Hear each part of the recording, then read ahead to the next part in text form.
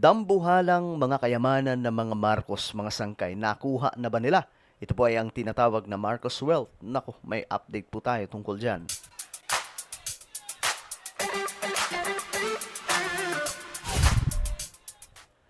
Hello guys, what's up? This is me. We are back dito sa ating YouTube channel. Kamusta po kayong mga kababayan, mga solid sangkay?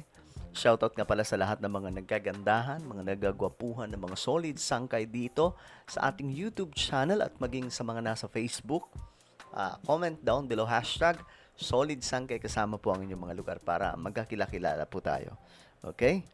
So, ayun na nga po mga sangkay. Sa mga hindi pa po nakakapag-subscribe dyan, guys, alam niyo na, makikita nyo po yung subscribe button sa baba ng video na to. I-click nyo lamang po yung subscribe, i-click ang bell, at i-click nyo po yung all. Sa mga nanonood po sa Facebook, i-follow nyo po yung ating Facebook page. Okay, sobrang maganda yung topic natin ngayon kasi patungkol po ito sa Marcos Wealth. Okay, may balita po kasi mga sangkay na ito yung latest update. Ayan, Sandigan Bayan dismisses remaining asset claims in forfeiture case against the Marcos family. Ayan. So, ito yung balita mga sangkay na putok ngayon. Ibinasura daw po ng Sandigan Bayan ang isa sa pinakamalaking kasong inihain ng pamahalaan laban sa pamilya Marcos kaugnay ng ill-gotten wealth. Isipin nyo matagal na po ito mga sangkay. Wala talaga silang maipakitang ebidensya. Wala pa po si PBBM sa pwesto. Nandyan na yan. Sa madaling sabi, kontrolado ng gobyerno ang lahat ng kapangyarihan. Pero bakit hindi po nila nakuha itong mga kayamanan na itong mga sangkay? Bakit na ipaglaban ng mga Marcos? Mamaya malalaman po ninyo mga sangkay, no? Sa desisyong inilabas ng Anti-Graft Court na dismiss ang civil case number 1041 matapos ihayag ng Presidential Commission on Good Government or PCGG na hindi na ito maghahain pa ng dagdag na ebidensya. Sa manifestation ng gobyerno noong nakaraang buwan, sinabi nito na recover na ang karamihan sa ari-arian. Na-recover. Tindi, no? Ay, pambihira ito. Bahagi ang kasong ito na isinampa noong 1991 na tinatayang nasa 5 billion US dollar ill-gotten wealth. Wala pa to, bagasang itong 5 billion. Wala pa to. Kung sa totoong yaman ng mga Marcos, mga sangkay, kaya nga ako, hindi po talaga ako naniniwala na magnanakaw po si PBBM ng pera ng Pilipinas. Anak lang to, kung napakayaman ng mga yan.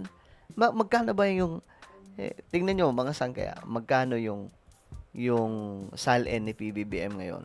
Tingnan po natin. Pakita ko po sa inyo. President Bongbong Marcos. Wait lang. SALN.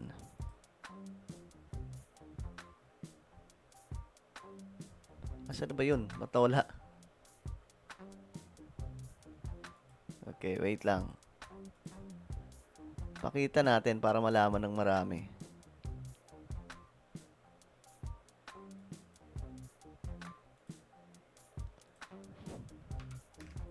Ito. President. Ayan.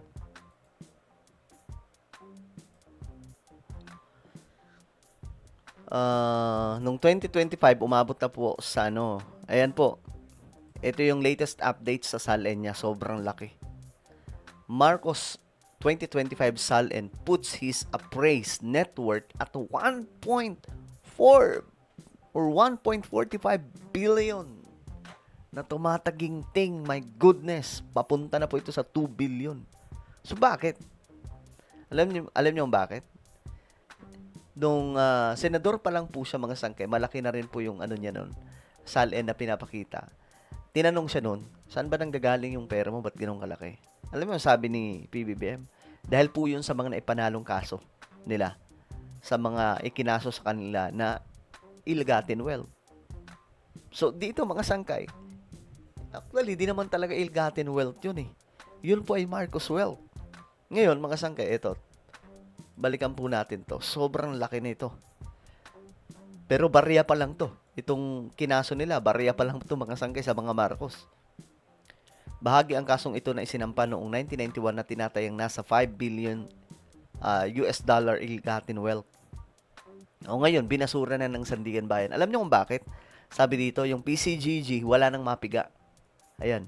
Wala na daw po silang mapiga kasi nga, wala po talagang ebidensya. Ano anong ilalabas pa nilang ebidensya? Walang ebidensya. Kasi may mga papel lahat niya, may dokumento talaga mga Marcos. Ito, panoorin po natin. Para ito sa sambayan ng Pilipino. Dito sa gym, sa likod ng bahay nakatago, ang mga dokumentong nagpapatunay raw na not guilty ang pamilyang Marcos. O, kita nyo? Tingnan nyo mga sangkay kung gaano kadaming dokumento yan. Nandyan yan sa kanila. Hindi po mababasta-basta yun. Kasi nga, documented lahat po ng mga transaction, lahat po ng mga kayamanan nila. Hindi po talaga madadali yan. Sobrang dami, libu-libo po yung dokumento. At itong nakakalula, kung doon nakalagay lang mga sangkay, 5 billion US dollar na hinahabol ng gobyerno noon, makikita nyo dito, malala pa. Tungkol sa questionableng mga kayamanan. You're entering the documents of the trial of the century. Oh. Here. O, 'di ba? Nagulat si Mel Tiangco, may ganun palang lungga ang mga Marcos na nandun lahat ng mga ebidensya, nandun lahat ng mga documents about sa Marcos wealth. 170 banks that Marcos deposited money on. 170 banks sa buong mundo po yun na dineposit lahat ng pera kasi hindi nga po kayang i-occupy ng Pilipinas ng mga bangko sa ating bansa. Hindi po talaga kaya. Kaya nilagay po ni Ferdinand E. Marcos sa iba't ibang mga bangko. Umabot po sa 170 na mga bangko ito sa buong mundo. Just to show you the bill. Alam nyo, walang ganyan ng pera. Kahit sabihin pa po natin, okay, mag-agree tayo, nagnakaw si Ferdinand E. Marcos. Teka lang, saan nanggagaling ang pera na ninakaw? Ito pa lang, tingnan po ninyo. Of lading. How much is $240 million. Oh my goodness. Is it million? Billion? billion? Billion? 240 billion? Only one.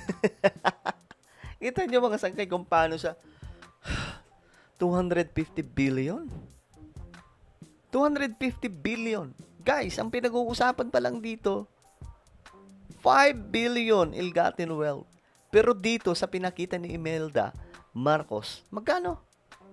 Ang pinakita po, nasa Nasa 250 billion. Paano nangyari yun? Diba? Mga sangkay, so, dito patunay na ang kayamanan nila BBM ay legit na kanila.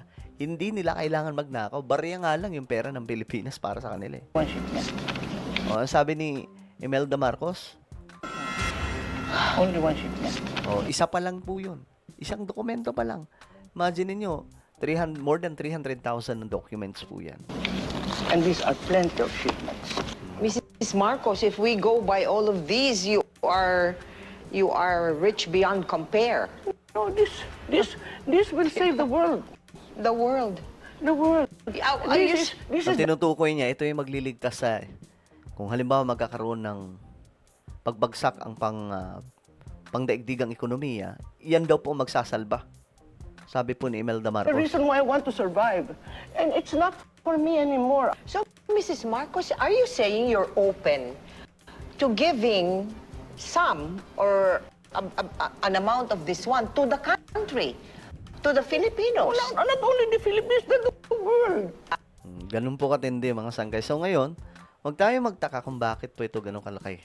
At bakit din po ganito kalaki yung SALN ni PBBM. Barya lang nga, wala pa to yung pinapakita nila. Hindi pa ito. Kasi kung papakita ni PBBM yung kanilang SALN, pati ni Amy Marcos, guys, baka malula talaga kayo. Malunod kayo. No? O, ayan. Wala na mga sangkay. Sumuko na po yung PCGG. Wala na po talaga silang mapiga. 'di ba? Well, ano po ang inyong opinion? Comment down below. Meron tayong YouTube channel. Ito po ay Sangkay Revelation. Hanapin nyo po ito ngayon sa YouTube. Kapag nakita nyo na, i-click nyo po yung subscribe, i-click ang bell, at i-click nyo po yung all. Ako na po ay magpapaalam. Mag-iingat po ang lahat. God bless everyone.